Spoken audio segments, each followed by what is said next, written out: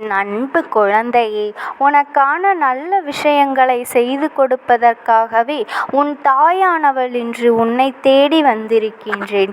என் பிள்ளையே, இன்று நான் கூறுவதை நீ மிக கவனமாக கேட்க வேண்டும். ஏனென்றால் உனக்கு ஒரு முக்கியமான செய்தியை கூறத்தான் இன்று வந்திருக்கின்றேன். என் தங்கமே, உன் வாழ்க்கையில் வருகின்ற பிரச்சனைகளுக்கு காரணம் ஒரு பெண்.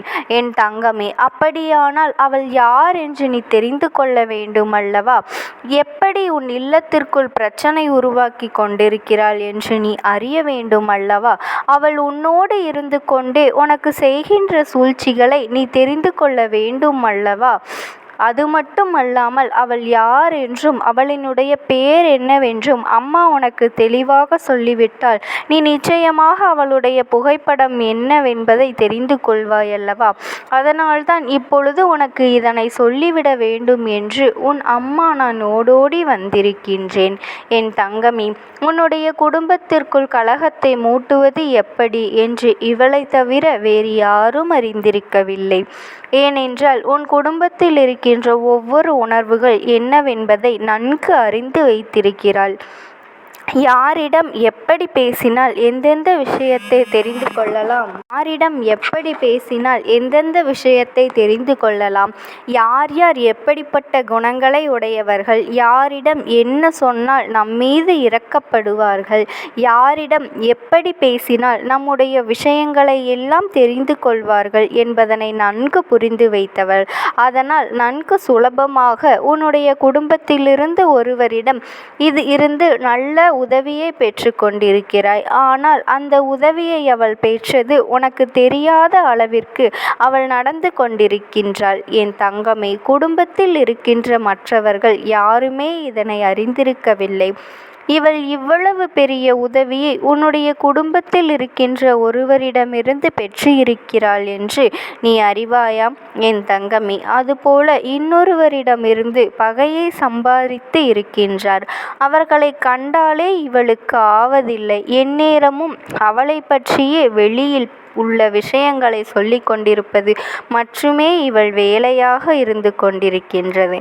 நல்ல பிள்ளை போல இன்னொருவரிடம் பேசுவது, உன்னை விட்டால் ஆளில்லை என்பது போல பழகுவது என்பதும், அவர்களிடமிருந்து உதவியை பெற்றுக்கொள்வதும், அது மட்டுமல்லாமல் உதவியினை பெற்றுக்கொண்டவரிடமிருந்தே அவரை பற்றி மற்றவர்களிடம் குறை சொல்வதும் இதுதான் அவளுடைய வேலை. அது மட்டும் அல்லாமல் ஒரு விஷயத்தை பேச தொடங்கினால், பிரச்சனைகளை பற்றி பேச ஆரம்பித்து விட்டால் எங்கிருந்தாலும் உடனடியாக ஓடி வந்து உன் இல்லத்தில் இருக்கின்ற சுவற்றில் காதை வைத்து கொள்கின்றாள். உடனே என்ன நடக்கிறது என்பதனை தெரிந்து கொண்டு அதை அவளுடைய குடும்பத்தில் இருக்கின்ற எல்லோருக்கும் சொல்ல வேண்டும் என்றும், என்ன பிரச்சனை நடக்கிறது என்பதை எல்லோரும் தெரிந்து கொள்ள வேண்டும் என்றும் மிகுந்த ஆவலோடு இருக்கின்றாள். அவளினுடைய எண்ணங்கள் எல்லாமே உன்னுடைய குடும்பத்தை அழிப்பது மட்டும்தான். உன்னுடைய குடும்பத்தில் ஒற்றுமை இல்லாமல் இருக்க வேண்டும். ஒற்றுமை இல்லாமல் நீ உன்னுடைய உடன் பிறந்தவர்கள் எல்லோரும் தனித்தனியாக செல்ல வேண்டும். யாருக்கும் யாரை பற்றியும் நல்ல எண்ணங்கள் இருக்கக்கூடாது. ஆனால் அவளினுடைய குழந்தைகள் சந்தோஷமாக இருக்க வேண்டும். அவள் பிள்ளைகள் வாழ்க்கையில் சீரும் செழிப்புமாக வாழ வேண்டும் என்ற எண்ணம் மட்டும் அவளுக்குள் இருந்து கொண்டிருக்கின்றது. அதுபோல அவளினுடைய உடன் பிறந்தவர்கள் எல்லாம் நன்றாக இருக்க வேண்டும். அவர்கள் பிள்ளைகள் நன்றாக இருக்க வேண்டும். ஆனால் அவளுக்கு உதவிகளை செய்த உன்னுடைய குடும்பம் மற்றும் நன்றாக இருந்துவிடக் கூடாது என்றுதான் அவள் மனமுழுக்க வஞ்சகத்தை வைத்து கொண்டு உன் இல்லத்திற்கு வந்து கொண்டு சென்றிருக்கிறாள். என் தங்கமே, அவள் யார் என்று நான் சொல்கின்ற இந்த அத்தனை அடையாளங்களை வைத்துமே நீ புரிந்து கொண்டிருப்பாய். இது போன்ற எண்ணங்களோடு உன் குடும்பத்திற்கு வந்து கொண்டிருப்பது யார் என்று நீ தெரிந்து கொள்ள வேண்டும். உன் இல்லத்திற்கு பின்னால் இருக்கின்ற ஒரு வீடு, என் குழந்தை பின்னால் இருக்கின்ற அந்த வீட்டிலிருந்து அவள் எப்பொழுதுமே உன்னுடைய இல்லத்தில் நடக்கின்ற விஷயங்களை தான் கேட்டுக்கொண்டிருக்கின்றாள்.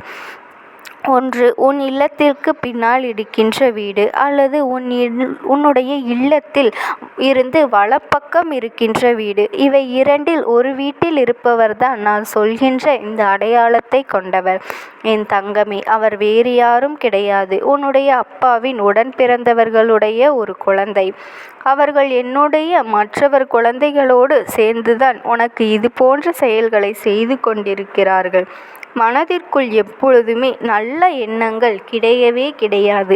எந்நேரமும் உன் குடும்பத்தில் உள்ளவர்கள் வாழ்க்கையில் அழிந்து விடுவார்களா, ஏதேனும் சண்டை சச்சரவுகள் வந்துவிடுமா பார்க்கலாம் என்றுதான் கங்கணம் கட்டிக்கொண்டு திரும்ப திரும்ப உன்னுடைய இல்லத்தையே சுற்றி வந்து கொண்டிருக்கின்றார்கள். இதற்கு ஒரு காரணம் இருக்கின்றது.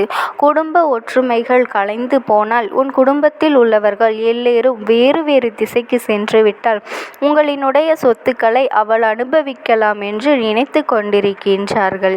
என் தங்கமே, அவளின் எண்ணம் என்னவென்பதை நான் சொல்லிவிட்டேன். அங்கே அவள் என்ன செய்து கொண்டிருக்கிறார் என்பதை நீ தெரிந்து கொள்ள வேண்டும். இதற்கு மேலும் நான் உனக்கு ஒன்றும் தெரிவிக்க விரும்பவில்லை. ஏனென்றால் என் குழந்தை அத்தனை அப்பட்டமாக ஒருவரை பற்றி நான் சொல்ல முடியாது. ஏனென்றால் நான் ஒருவரின் அடையாளத்தை சொல்லி இருக்கிறேன் என்றாலும் நீ அதிலிருந்து சுதாரித்து கொள்ள வேண்டும். கஷ்டங்கள் வருகிறது என்றால் அதை சமாளித்து நீ வெளியே வர வேண்டும். யார் என்று நான் வெளிப்படையாக சொன்ன பிறகு என் அம்மா சொல்லிவிட்டால் அது நீதான் என்று நீ அவளிடம் போய் மல்லுக்கட்டி நின்றுவிடக் கூடாது அல்லவா? அதற்காகத்தான் உனக்கு அம்மா இத்தனை அடையாளங்களை சொல்லிக் கொடுத்திருக்கின்றேன். என் குழந்தை கவனமாக பல அளவிற்கு எந்த ஒரு எதிர்பார்ப்பும் இல்லாமல் எந்த அளவிற்கு அவர்களிடத்தில் நீ இடைவெளி விட்டு பழக வேண்டுமோ அந்த அளவிற்கு தான் பழக வேண்டும். ஆறுதலை கொடுக்கிறார்கள் என்பதற்காக எல்லா விஷயங்களையும் அவர்களிடத்தில் கொட்டி தீர்த்துவிடக் கூடாது. சில நேரங்களில் உன்னுடைய வீட்டில் இருக்கின்ற உன்னுடைய குடும்பத்தில் இருக்கின்ற ரகசியங்களை கூட நீ வெளியில் சொல்லிவிடக்கூடாது. என் தங்கமே, உனக்கும் இருக்கின்ற சில ரகசியங்களை கூட இது போன்ற மனிதர்களிடம் நீ சொல்லிவிடுகின்றாய். இதனால் உன்னுடைய வாழ்க்கையில் அதன் பிறகு வரக்கூடிய பிரச்சனைகள் என்னவென்பதை நீ அறிந்திருக்கவே இல்லை. என் தங்கமே, உன்னுடைய துணையிடமே சென்று நீ இப்படி சொன்னாய் என்று சொல்லக்கூடிய அத்தனை கெட்ட புத்தி கொண்டவள் அந்த பெண். அவள் என் தங்கமே. இதனால் இவளிடமிருந்து எப்பொழுதுமே நீ சற்று விலகியே இரு. எந்த ஒரு வார்த்தைகளை பேசினாலும் சற்று கவனமாக இரு. குடும்பத்திற்குள் எப்பொழுதுமே உடன் பிறந்தவர்கள் ஒற்றுமையாக இருக்க வேண்டும். உங்களுக்குள் இருக்கின்ற வேற்றுமையை பயன்படுத்தி உள்ளே நுழைந்து கலகத்தை மூட்டிக் கொண்டிருக்கின்ற இது போன்றவர்களை ஒருபொழுதும் வாழ்க்கையில் நீ நுழையவிடக்கூடாது. இவர்களின் சிந்தனைகளை ஒருபோதும் நீ மெய்யென்று நிரூபித்து விடக்கூடாது. நாங்கள் உடன் பிறந்தவர்கள், எந்த ஒரு கஷ்டத்திலும் துணையாக நிற்போம் என்று மற்றவர்கள் முன்னிலையில் நின்று காட்ட வேண்டும். என் தங்கமி, ஒரு சிறு பிரச்சனை வந்தது என்பதற்காக உடன் பிறந்தவர்களுக்குள் பிரிவினை ஏற்பட்டு விடக்கூடாது. ஏனென்றால் இன்று உங்களுக்கு பிரச்சனைகளால் நீங்கள் பிரிந்திருக்கலாம். நாளை உங்களுக்குள் ஒரு கஷ்டம் என்ற ஒன்று வந்தால் வெளியிலிருந்து யாரும் வந்து உதவி செய்ய போவது கிடையாது. அன்று உனக்குள் பிரச்சனைகளை மூட்டி உடன் பிறந்தவர்களிடமிருந்து பிரித்தவர் கூட உனக்கு உதவி செய்ய வரப்போவது கிடையாது. நிச்சயமாக அப்பொழுது கூட மனது கேட்காமல் உன்னுடைய உடன் பிறந்தவர்கள்தான் உனக்கு உதவி செய்வார்கள் என்பதை நீ மறந்து விடாதே. நீயாக இருந்தாலும் நிச்சயமாக உடன் பிறந்தவர்கள் என்று ஒரு கஷ்டம் வரும்பொழுது ஓடிப்போய் நிற்கத்தான் செய்வாய். அதனால் இதையெல்லாம் மனதில் வைத்து கொண்டு மற்றவர்களினுடைய கலகத்தை மூட்டுகின்ற செயலுக்கு இணங்காமல் நீ உன்னுடைய குடும்பத்தில் பிரிவுகளை ஏற்படுத்தாமல் எப்பொழுதுமே ஒற்றுமையாக இருக்க வேண்டும். அவர்களின் எண்ணங்களை எல்லாம் பொய்யாக்கி உன்னுடைய குடும்பத்தில் இருக்கின்ற விஷயங்களை எல்லாம் நல்லபடியாக நீ நிலைநாட்ட வேண்டும். யாருமே உள்ளே வந்து எந்த ஒரு பிரச்சனையையும் உருவாக்கி விடக்கூடாது. இங்கே உன்னுடைய உடன் பிறந்தவர்களுக்கு பிடிக்காதவர்கள் உன்னிடம் வந்து அவர்களை பற்றி குறை சொல்லும்போது அப்படியா என்று கேட்டுக்கொண்டிருக்காமல் நீ பேசுவது என்னுடைய உடன் பிறந்தவர்களை பற்றி. இது போன்று இனிமேல் என்னிடம் பேசக்கூடாது என்று எச்சரிக்கை விட எடுக்க வேண்டுமே தவிர ஒருபொழுதும் ஆமாம் சாமி போட்டு அவர்களிடம் கதைகளை கேட்டு கொண்டிருக்காதே. அது மேலும் அவர்களுக்கு நீ உன்னுடைய உடன் பிறந்தவர்களை உன்னிடமிருந்து பிரிப்பதற்கான மிக முக்கியமான செயலாக எடுத்துக்கொள்வார்கள். உன்னுடைய உடன்பிறப்போடும் உனக்கு ஒற்றுமை இல்லை என்று அவர்கள் புரிந்து கொள்வார்கள். என் தங்கமே, வீட்டிற்குள் 1000 பிரச்சனை இருந்தாலும் வெளியில் வருபவர்களுக்கு ஒருபோதும் இதனை தெரிவுபடுத்த கூடாது. ஏனென்றால் அவர்கள் இதைத்தானே அவர்களுக்கு பகடைக்காயாக பயன்படுத்த நினைக்கின்றார்கள். என் அன்பு குழந்தையே, எப்பொழுது நீ மற்றவர்களுக்கு நன்மைகளை மட்டுமே செய்து கொண்டு உன்னுடைய வாழ்க்கையில் நடக்கின்ற நல்ல விஷயங்களை மட்டுமே நீ கவனித்து கொண்டு இருக்க வேண்டும். இந்த தாயானவளினுடைய ஆசீர்வாதங்கள் உனக்கு எப்பொழுதுமே இருக்கும். உனக்கு எப்பேற்பட்ட இக்கட்டான சூழ்நிலை வந்தாலும் என் நாமத்தை மட்டும் நீ மனதார உச்சரித்து கொண்டு இரு. உனக்காக எப்பேற்பட்ட நேரத்திலும் நான் உனக்கு துணையாக வந்து நிற்பேன். ஓம் சக்தி. ஓம் ஆதிபரா சக்தி. இதுவே உனக்கு கிடைக்கின்ற கடைசி வாய்ப்பாகவும் இருக்கலாம். அதனால் என் பிள்ளையே, இந்த வாய்ப்பினை நீ சரியாக பயன்படுத்தி கொண்டு அந்த ஆத்மா உன்னோடு என்ன பேச நினைக்கின்றது, அவர்கள் எதை உன்னிடத்தில் சொல்ல நினைக்கின்றார்கள், வெளிப்படுத்த முயற்சி செய்கின்றார்கள், எதனால் உன்னை தேடி வந்திருக்கின்றார்கள் என்பதனை எல்லாம் நீ தெரிந்து கொள்ள வேண்டும். என் தங்க பிள்ளையே, அவர்கள் எப்படி இந்த தெய்வத்தின் அருகில் வந்தார்கள் என்று நீ யோசிக்கலாம். என் தங்கமே, உன்னுடைய இல்லத்தில் சமீபத்தில் இறந்து போன ஒருவரினுடைய ஆத்மாவானது சில நாட்களாகவே உன் இல்லத்தை சுற்றி சுற்றி வருகின்றது. இந்த அம்மா அதனை கண்டுவிட்ட பிறகு, எதற்கு இங்கே சுற்றி கொண்டிருக்கின்றாய்? நீ இருக்க வேண்டிய இடத்தில்தானே இருக்க வேண்டும். என் பிள்ளையின் வீட்டில் உனக்கு என்ன வேலை என்று கேட்ட பொழுதுதான் அந்த ஆத்மா என்னிடத்தில் சொன்ன விஷயம், எனக்கும் என்னிடத்தில் இருக்க வேண்டும் என்றுதான் ஆசையாக இருக்கின்றது. ஆனால் சில விஷயங்கள் என்னை அங்கே செல்ல விடாமல் தடுத்து கொண்டு இருக்கின்றது.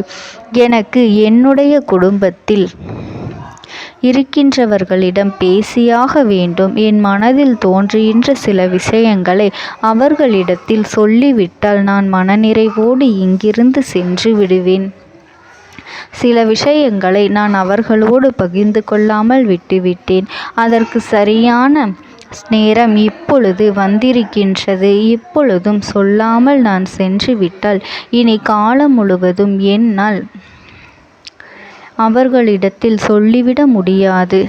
இதற்கு நீங்கள்தான் துணையாக நிற்க வேண்டும் அம்மா என்று என்னிடத்தில் வாய்ப்பினை ஏற்படுத்தி கொடுக்க வேண்டும் என்று கேட்டது.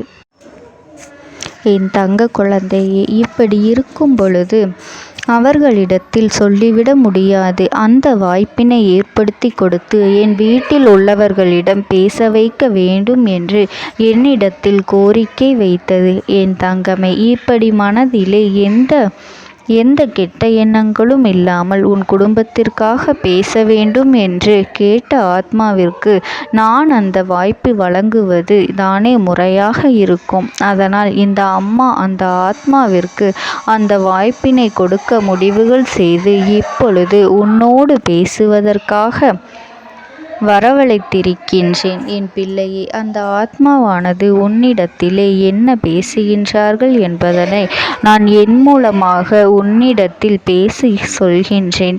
இந்த அம்மாவிடத்திலிருந்து தான் அவர்கள் மனதில் பேச நினைப்பதை எல்லாம் பேச முடியும். என் தங்கமே, நேரடியாக ஒரு ஆத்மாவின் குரலை உன்னால் அத்தனை சுலபமாகவெல்லாம் கேட்டுவிட முடியாது.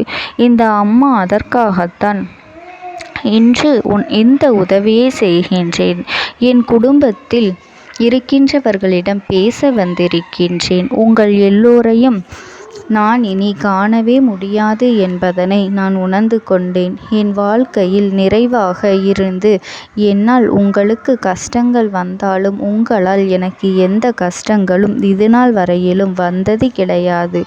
நான் நினைத்தது போல இந்த வாழ்க்கையை அத்தனை சந்தோஷமாக வாழ்ந்து கொண்டுதான் இருந்தேன். என் குடும்பத்தில் இருக்கின்றவர்களிடம் பேச வந்திருக்கின்றேன். உங்கள் எல்லோரையும் இனி நான் காணவே முடியாது என்பதனை நான் உணர்ந்து கொண்டேன். உங்களோடு இருந்த இந்த காலகட்டம் குறைவாக இருந்தாலும் நான் எனக்கு கிடைத்த சந்தோஷங்களும் மகிழ்ச்சியும் ஏராளமாக இருந்தது. அதனால் எனக்கு எந்த ஒரு கவலையும் இதுவரையில் இருந்ததே கிடையாது. நான் நினைத்தது போல இந்த வாழ்க்கையை நான் சந்தோஷமாகத்தான் வாழ்ந்து கொண்டு இருந்தேன். ஆனால் இவ்வளவு காலம் எனக்கு சீக்கிரமாக என்னுடைய ஆயுள் முடிந்துவிடும் என்று எனக்கு முன்பே தெரியாது. அது தெரிந்திருந்தால் நிச்சயமாக என் மனதில் இருக்கின்ற அத்தனை விஷயங்களையும் நான் உங்களிடத்தில் சொல்லியிருப்பேன்.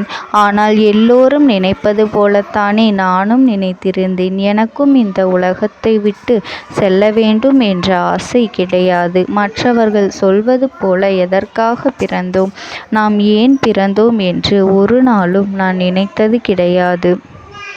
வாழ வேண்டும் என்றுதான் ஆசைப்பட்டேன். என்னுடைய ஆசைகள் எல்லாம் நிராசையாகும்படி இந்த உலகத்தில் விட்டு செல்ல வேண்டிய காலகட்டம் கட்டாயம் வந்துவிட்டது. என்னுடைய கடமை இங்கே சரியாக முடிவதற்கு வந்துவிட்டது. இன்று நான் உங்களோடு பேச வந்ததற்கு முக்கியமான காரணம், சில விஷயங்களை எல்லாம் உங்களோடு சொல்லாமல் விட்டுவிட்டேன். எப்படி நடக்கும் என்று தெரியாமல் நான் சில விஷயங்களை செய்தும் முடித்துவிட்டேன். அதற்காக உங்களிடத்தில் நான் மன்னிப்பு கேட்டுக்கொள்கின்றேன். இதை உங்களிடத்தில் பகிர்ந்து கொள்ள வேண்டும் என்றுதான் இன்று நான் வந்திருக்கின்றேன். உங்களை நான் மனதார வணங்குகின்றேன். இந்த வாய்ப்பினை நான் சரியாக பயன்படுத்தி கொள்ள விரும்புகின்றேன். அதனால்தான் என் மனதில் இருக்கின்ற விஷயங்கள் எல்லாம் நான் சொல்லிவிடுகின்றேன். சிறிது நேரம் அமைதியாக அமர்ந்து என்னுடைய வார்த்தைகளை கேட்டாலே போதும். என்னுடைய அன்பினை புரிந்து கொண்டு அதுவே எனக்கு போதும். நான் நிச்சயமாக இங்கிருந்து நல்லபடியாக சென்று விடுவேன்.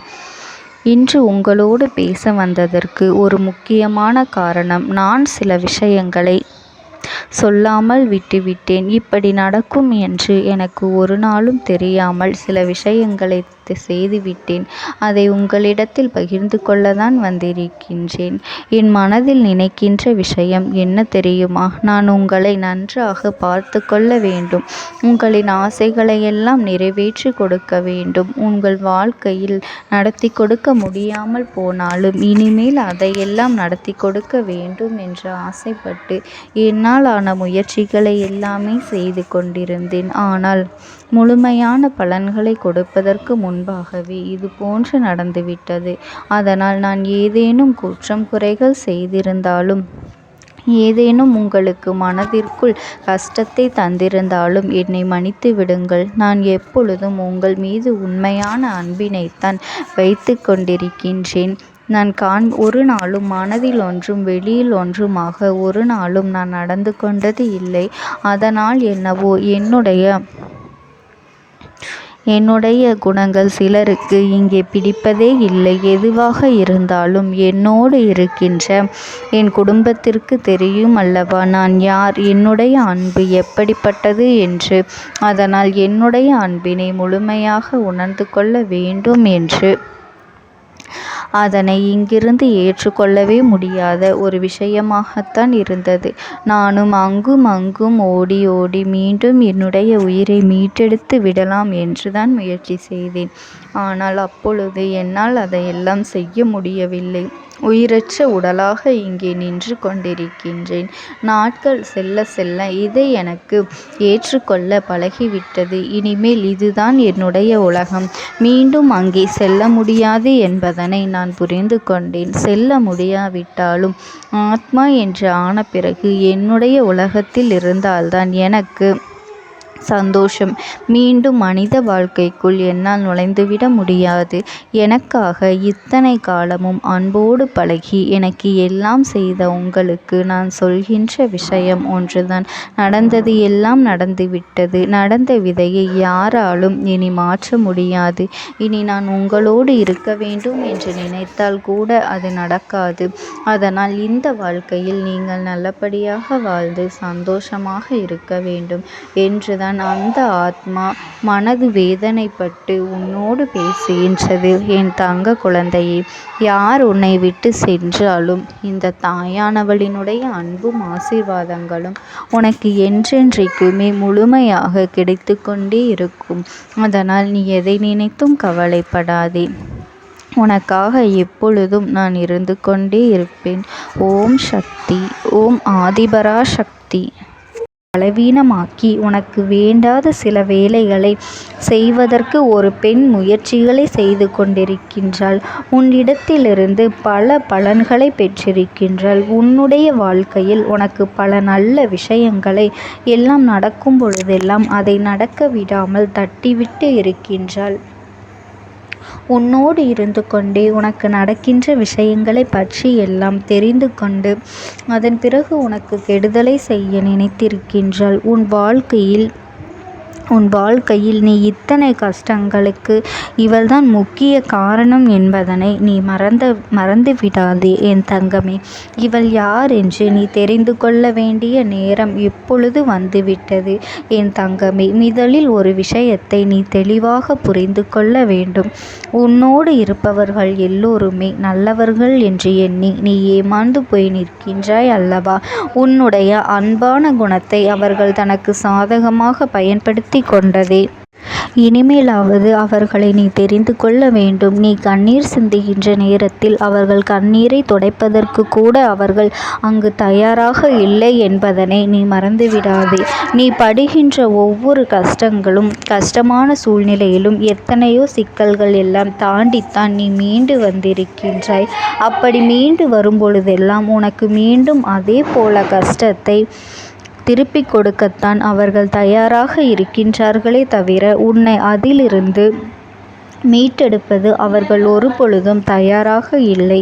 என் தங்க பிள்ளையே, எது சரி எது தவறு என்று சில நேரங்களில் நீ பிரித்தறிய முடியாமல் இருக்கும் பொழுது இன்னொருவரிடம் நீ உதவியை கேட்கின்றாய். ஆனால் அவர்களுக்கும் அது மிகப்பெரிய தனக்கு கிடைத்த வாய்ப்பு என்று உனக்கு தவறான விஷயங்களை சொல்லிக்கொண்டு இருக்கின்றார்கள். என் தங்கமே, இப்பேற்பட்ட இந்த சூழ்நிலையில்தான் உன் வாழ்க்கையில் உனக்கு துன்பங்கள் அதிகமாக ஏற்பட்டது. ஆனால் நீ என்ன நினைத்து கொண்டிருந்தாய் தெரியுமா? எல்லாம் உன்னுடைய கெட்ட நேரம், துரதிர்ஷ்டம் என்று நீ நினைத்து கொண்டிருந்தாய். அது உண்மை அல்ல. நீ பட்ட கஷ்டங்களுக்கு பின்னால் இவர்களுடைய சூழ்ச்சிகள் இருந்தது என்பதனை நீ புரிந்து கொள்ள வேண்டும் என் தங்கமே. இதிலிருந்து உன்னால் நிச்சயமாக மீண்டு வர முடியும். அதற்கான வழிவகைகளை உனக்கு என்னால் உருவாக்கி கொடுக்க முடியும் என்பதனை நீ தெரிந்து கொள். அதைத்தான் இந்த